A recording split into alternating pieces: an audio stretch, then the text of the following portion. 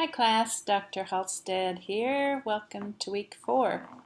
We're on the downhill slide as we're over halfway. So appreciate the work you did last week on the etiology of sexual orientation. I know that topic is challenging for some of you, and although you may choose to never work with that clientele, there always is a possibility you will end up in some situation where you are. So it's really important to think through that in advance and just work through how you will, with integrity, work with those clients. And the rest, I've really appreciated your compassion and your heart for marginalized people. And I really appreciated reading your thoughts about that.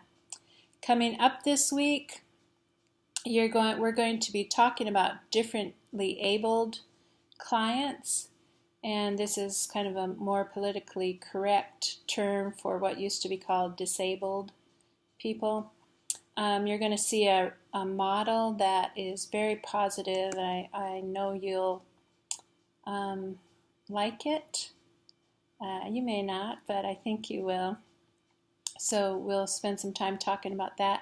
And then you're putting together a resource guide for this weekend that is just pulling together resources in your community so that when you are in practice, whether you're in an agency, a church, a private practice, you will have a go-to place to send people struggling with different issues in this arena of differently abled. So that is a fairly easy assignment.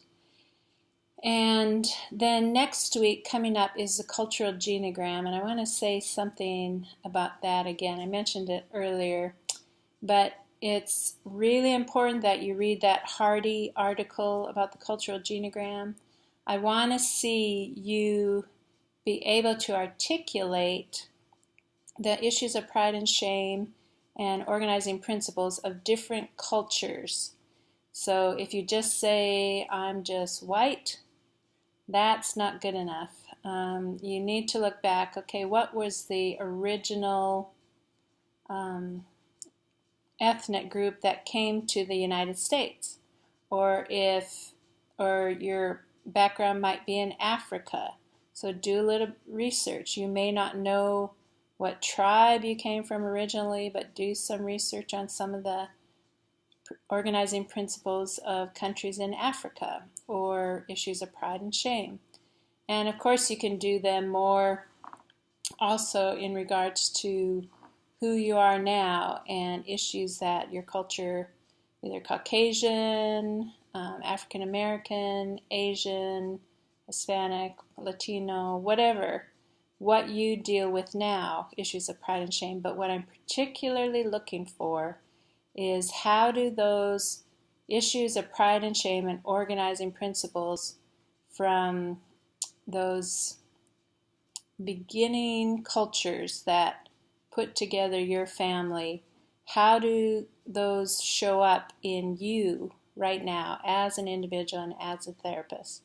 So that's what I'll be looking for as I'm grading it, that you have done some research. This is not an opinion assignment, but this is one where you need to research. So use your readings that are required, but also do a little research on those cultures. So say for me, I have some English and French in my background, so I would look at issues of pride and shame for the English. And I would look at issues of pride and shame for the French. And then I'd look at organizing principles. Is it a hard work ethic? Is it religion? So anyway, start by reading the article. And then by now you should have been gathering some data about that from your family. So keep at that. And then